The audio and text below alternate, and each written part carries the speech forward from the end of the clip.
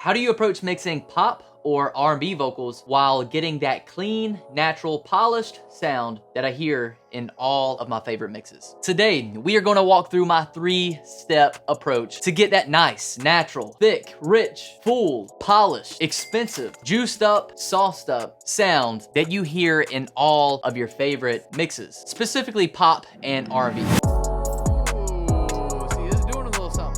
So if we have not met, I am Jordan Eastler. I'm a full-time audio engineer here in South Carolina. And the reason why I love this question is because personally, on the come up, honestly a little bit longer than I would like to admit, mixing vocals was the love-hate relationship that I had with audio engineering. About 50% of the time, I would love my mixes. So would my clients. I would be ecstatic. I would be on top of the world. I knew that I would be the next Dave Pensado. The other 50% of the time, typically the very next mix, I wanted to close my computer, sell all of my equipment, stop doing music, find the closest couch, and order a pizza. So here's the breakdown. The first step is going to be the setup. We're gonna kind of show you my exact formula, how I kind of route things, my vocal buses, things like that. The next part is going to be the cleanup, where I'm gonna walk you through my exact plugins, how I use them, how I maximize the sound quality for pop and R&B vocals specifically. You know, we got to end it with a bang with the sauce up stage, which is where we kind of start to dive into the reverb and we kind of break down the delays, different things like that, and some bonuses. Let's go ahead and dive into Pro Tools so we can kind of start to break this thing down. Let's go.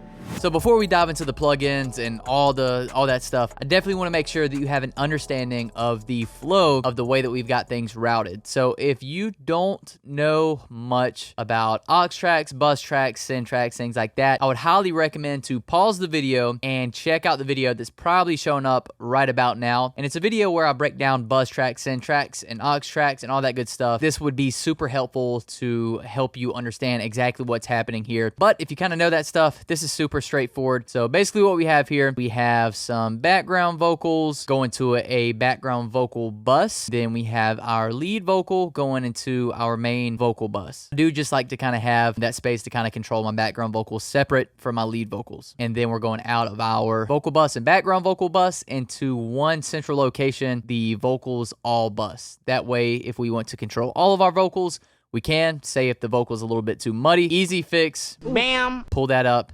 EQ it down. That way, if I need to make quick adjustments to all the vocals, extremely simple. In my specific scenario, I do have all vocals, all drums, all that stuff. We're not talking about all that stuff in this video. That just kind of allows me to send out to my summing mixer, my outboard equipment a little bit faster. So if you don't have outboard equipment, no worries. You just basically would route the vocal all bus to your mix bus. So let's go ahead and break down the cleanup phase. Basically, this is the phase where we're going to kind of walk through the plugins, how I use these plugins, kind of my mindset behind using some of these plugins so that you can start to implement it into your own personal workflow. So what I've done is I went ahead and kind of bypassed all the plugins except for the ones that I have on my audio track, which is going to be, I love the lo-fi plugin. I'll drop the sample size down to 15. It looks like we had a little bit of distortion on here as well. This isn't doing too much. It just kind of adds a little bit of character to it. If you use the plugin, if you pull up these settings, you're probably going to kind of hear what I'm talking about. And then from there, you're probably pulling up some kind of auto tune.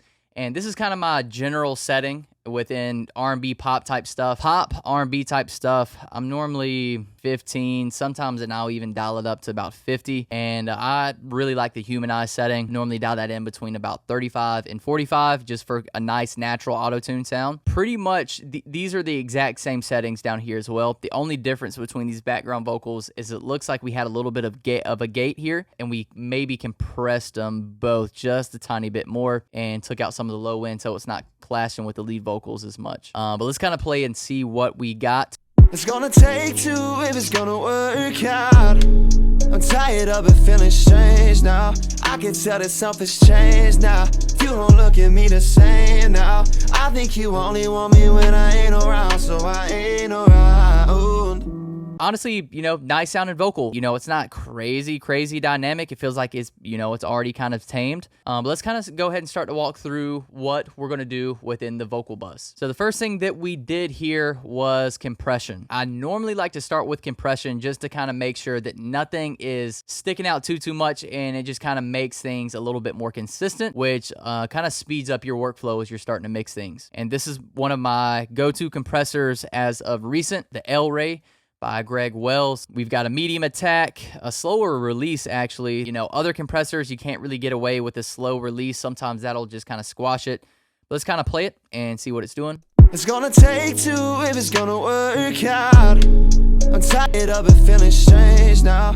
I can tell that something's changed now. We're doing, you know, 6 to 7 dB of compression. To me, it's giving it the character that I want, making it a little bit more consistent without over compressing it and losing the life of the vocals. And I should have said this before I dove into it, but luckily I caught it before we started diving into the entire vocal chain. But it's a question that I get a good bit, and it's how loud should I have my vocals in comparison to everything else in the mix whenever I'm mixing? And I like to keep this simple. I normally like to keep my vocal neck and neck with the snare. It just kind of helps me feel like the vocal is inside of the mix. So that's kind of how I got things leveled here. From there, what we have, it's just kind of doing the cleanup, rolling off about 80, kind of cleaning up the room tone. And I've got a low shelf, about 550, just kind of cleaning up the mud, the frequencies that we don't need that was kind of clashing within the low end of the beat. Then from there, we're going to go to my guy, the MIG DSP MC404 multiband compressor. Here over the recent years, I have really loved utilizing multiband compression. At first, it scared me to death because it's like, I don't even know how to use a compressor. How could I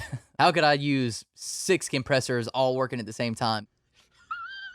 But as I started to kind of learn what was happening and understand, hey, like all it is understand the basics of compression. Basically what I do is I'm pretty positive, I think I may have adjusted the release time, but most of the other settings, to my knowledge, if I'm remembering right, they're pretty stock. Let me kind of show you what's happening here. It's gonna take two if it's gonna work out. I'm tired of it feeling strange now. I can tell that something's changed now. It's gonna take two if it's gonna work out. I'm tired of it feeling strange now. I can tell that something's changed now. So we're hitting, you know, maybe about 4 dB of compression here, and then we're hitting about 3 to 4 dB of compression up here in this range. And why I like to use this more than an EQ is because a lot of times with your EQ, whenever you carve that out, you lose it. You don't get it back. So what's cool about this is only working when you want it to work. It keeps the vocals dynamic. So instead of compressing everything with a compressor and making the vocal dull, and instead of EQing and carving out everything, what this is doing is it's only working after it gets through the threshold of the multiband compressor. If that's not making a lot of sense, I have a video that kind of breaks down exactly how to use a compressor. That's popping up now if you want to learn more about compression. But ultimately, that's what we're doing. And then from there, we're going to my guy, the CLA Vocals, the most hated on plugin on the planet. This is one of the only enhancements until we get all the way up here, I believe. A lot of times I'm going to be using the bass, potentially the treble, the compressor. This kind of works as parallel compression. I do like the spank setting. Yeah, boy. You're definitely going to have to blend that to taste just according to, you know, how you like your vocals. So let's play it without it. It's gonna take two if it's gonna work out. I'm tired of it feeling strange now. I can tell that something's changed. It just kind of adds, honestly, it kind of adds a little bit of grit, just kind of compresses it a little bit, makes it a little bit more tamed. I like the sound. Then from there, I love how fast we're going to be able to cover this plugin too. It's a FabFilter Pro DS. I literally put it on there and don't touch it. I know that you want to complicate it more. Don't do that. Stock setting on the Pro DS is the cheat code. So before, it's gonna take two if it's gonna work out. I'm tired of it feeling strange now. You could even tell when within the tired, it just kind of tames that vocal and makes it sound a little bit more natural. Now we're just kind of moving along here. We've got the Waves Audio, the C6. This is a setting that I picked up from Jason Joshua, just kind of watching his stuff. I applied some of the principles that he was using, literally to a T. If the wheel works, why are you trying to recreate it? It already works. It's worked. It's got him multiple Grammys. So what the C6 is, it's another multi-band compressor, allowing you to be surgical within your editing. I typically find problem frequencies within my vocals about 250. Another pretty problematic frequency for me is going to be about 2.5K up to about 4.5K. That is very common, and we're just kind of doing the same thing that we did with the McDSP plugin. You can just get a little bit more surgical within the C6, which is why I like it. Let's play it. It's gonna take two if it's gonna work out. I'm tired of it feeling strange now. I can tell that something's changed now. If you don't look, it's gonna take two if it's gonna work out. I'm tired of it feeling strange now. So one of the things you've probably noticed up until this point is a lot of these adjustments aren't doing too much. They're just a lot of littles adding up the chain to be a lot. I like to keep it basic and kind of move in small steps and gradually get to the point to where it's like, man, this is definitely a solid sounding vocal. And then from the C6, we're going into the FabFilter Pro Q3, one of my favorite EQ, if not my favorite EQs, just kind of taking out some problematic frequencies, some harsh frequencies up here that I was hearing in the vocal. Looks like I've got a low shelf all the way down at about 800. So before. It's gonna take two if it's gonna work out. I'm tired of it feeling strange now. I can tell that something's changed now. If you don't look. And that's what that's doing. Looks like we've got another. Okay. So what I've done here is, with these being such small cuts, I don't like it getting crowded. That's just kind of my personal thing. It's like, shoot, we've got plenty of room. Let's go ahead and add another Pro EQ. Literally just kind of doing the exact same thing here. Minor tweaks, just kind of cleaning up some of the harsh frequencies. And it's a lot easier to see making a new one. And last but not least, on our vocal chain, we're just kind of wrapping it up with a slight amount of compression. So as you can see, ratios at 1.5, so we're probably not going to be doing too much. Medium attack, medium release. Basically, we're just kind of taming the vocal a little bit at the end of the chain here. So let's play it. It's gonna take two if it's gonna work out. I'm tired of it feeling strange now. I can tell that something's changed now. Just kind of making that vocal a little bit more solid. And like I mentioned a little bit earlier, literally all these settings are identical to the vocal bus. So we're basically, what we're going to do, we're just going to kind of go ahead and bypass these. The only thing that's different about the background vocal bus is I do have a flange on the background vocals, and I've made it stereo. I've kind of spread it out a little bit with the Waves Meta Flange, and I've got a little bit of flange on there to kind of make it sound a little bit different. So yeah. So now that we are in this phase, we're just kind of keeping the train rolling. Very similar things, just kind of mild touch-ups from here to there. So within this plugin, basically what it's doing is it is spreading the vocal out a little bit. I know it's technically an EQ, but for me, it just kind of gives the vocal a little bit of width. Stock setting, I think the only thing that I adjusted is I've adjusted it to the silk setting. If you don't have it, don't worry. It's just kind of a super mild plugin. It's kind of adding a little bit of flavor to it. It's gonna take two if it's gonna work out. I'm tired of it feeling strange now. I can tell that something's changed now. If you don't look, it's gonna take two if it's gonna work out. Let's go ahead and dive into the next plugin, the Waves R-Vox. Kind of pull that vocal forward a little bit to bring it forward in the mix. It's gonna take two if it's gonna work out. I'm tired of it feeling strange now. Gonna work out. I'm tired of it feeling. As you can see, maybe 2 dB of compression, but it brings that vocal forward. One of the final plugins that we have on the chain here, another instance of the FabFilter Pro Q3. I think this is the first time they're actually boosting with this plugin, which is another key. 9 out of 10 times you're going to get a better, more natural sounding vocal by actually cutting whenever you're using an EQ. So as you can see here, like literally all these EQs hit down here, they're all cutting. Finally just adding a little bit of boost, and like it's less than a dB. And I think in this vocal I was having an issue with the high end, so we're just kind of taming this with a dynamic EQ. It's gonna take two if it's gonna work out. I'm tired of it feeling strange now. It's gonna take two if it's gonna work out. I'm tired of it feeling. So with this vocal, I was definitely having a time taming the high end. So just kind of adding this another FabFilter Pro DS up here. Exact same preset setting. And then we go to my boy Soothe. Another mild plugin, just kind of making that vocal sound nice and natural. Let's kind of play and see what we're doing here. It's gonna take two if it's gonna work out. I'm tired of it feeling strange now. It's gonna take two if it's gonna work out. I'm tired of it feeling strange now. It looks like we've got from about 2.5K up to about 8.5. Just really taming that without it taking away from the life of the vocal. This is a really, really cool plugin. And last but not least, we're adding a little bit of air with the air EQ. You know, another less than a dB boost, but just kind of brings that vocal out a little bit. A little bit of a boost down here to bring out the body of the vocal. So let's play it before. It's gonna take two if it's gonna work out. I'm tired of it feeling strange now. It's gonna take two if it's gonna work out. I'm tired of it feeling. Yeah, so what we did there is with some of the things that we may have lost within that Pro DS, we're just kind of adding that back in there just a touch with the air EQ. So before we did anything, let's play it. It's gonna take two if it's gonna work out. I'm tired of it feeling strange now. I can tell that something's changed now. And after. It's gonna take two if it's gonna work out. I'm tired of it feeling strange now. I can tell that something's changed now.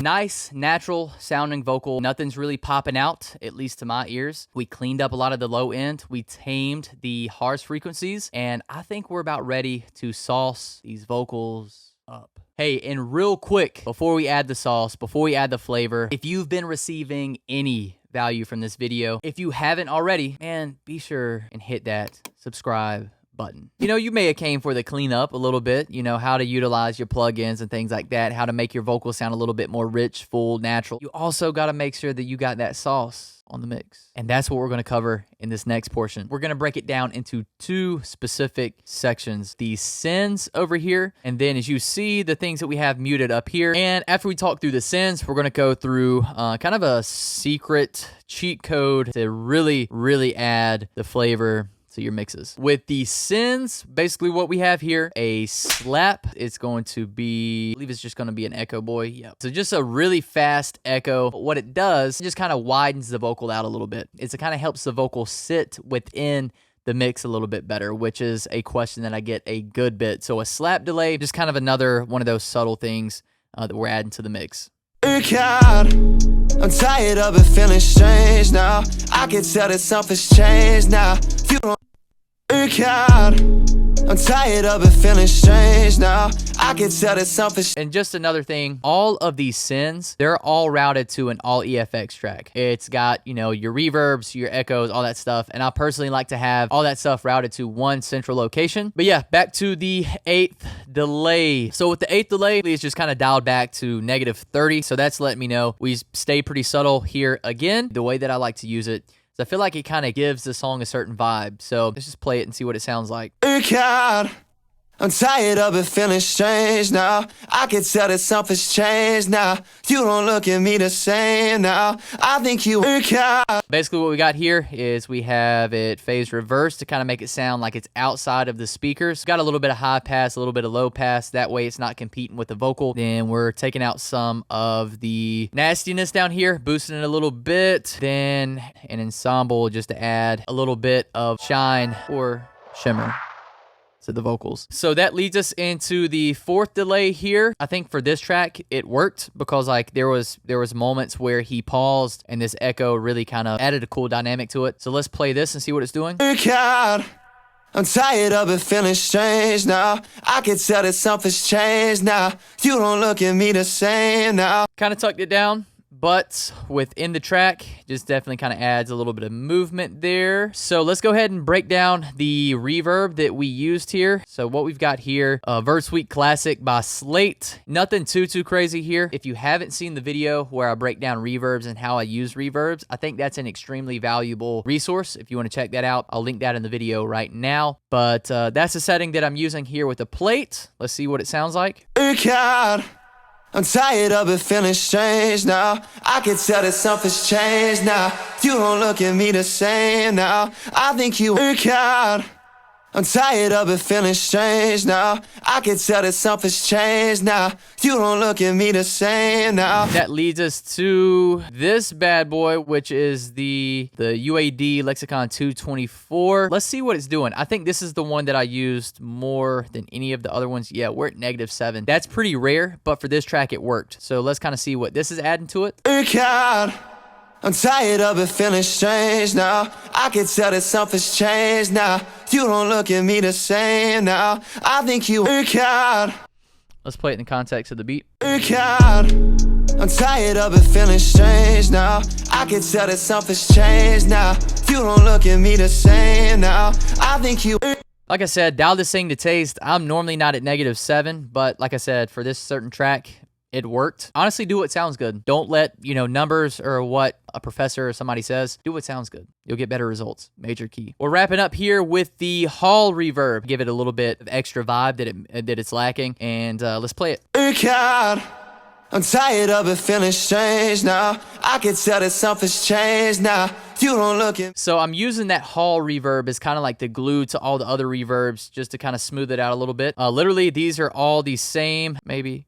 Yeah, use a little bit more reverb down here on the background vocal bus, but all the other stuff all stayed the same. That wraps up our sends. The last thing that I want to break down here, which is a really cool technique that I learned from a mentor of mine. Shout out to Maddox Chim. Personally, my favorite mix engineer, got ridiculous credits. Go check him out if you haven't. After I've got everything dialed in, I went through the cleanup phase, got everything knocked out on my lead vocals. Then what I will do is I will actually make a commit track of my lead vocals. I will mute those because we're not going to be using that full commit track. We're just going to find bits and pieces. We're going to use these for our insert your word. I'm going to say sauce, juice, the flavor. We are actually going to make effect tracks. A lot of times I'm using this for echo. Sometimes I'll pull up reverb.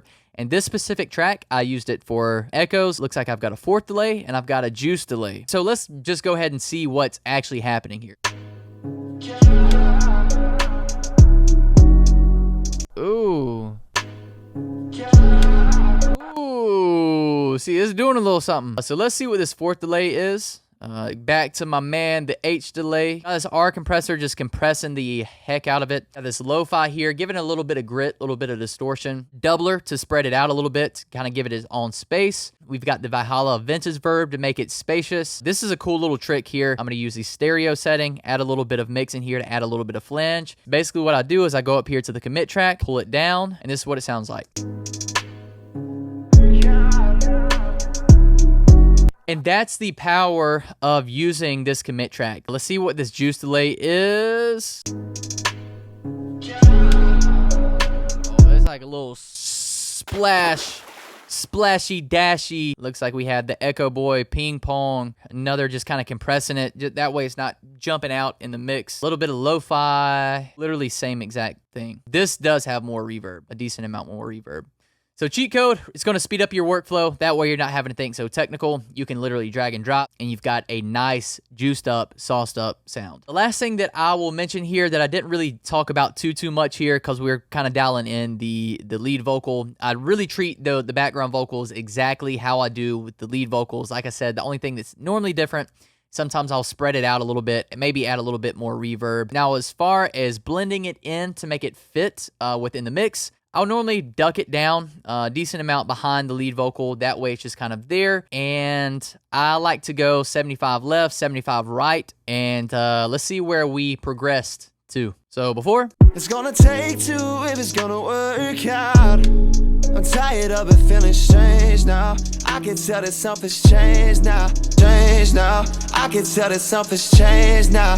You don't look. It's gonna take two. So here recently, I just opened up for a period one-on-one consultations. Basically, it's a 60-minute consultation. Me and you will hop on a call and we can talk about whatever you want, whether it be EQ, compression, what does my mix lack? What does my mix need? We can literally walk through whatever you would like to walk through within 60 minutes to help you kind of avoid some of the mental roadblocks, some of the potholes, maybe even just to kind of check your progress. So if this is something you're interested in, be sure to check the link down in the description. It'll walk you through all the steps on how to get that locked in and what's all included and what's all provided. But hey, that wraps up this training. Hopefully at this point you feel a lot more confident to approach pop and R&B vocals within your next mix. See you soon. Until then, I'm getting out of here. Peace.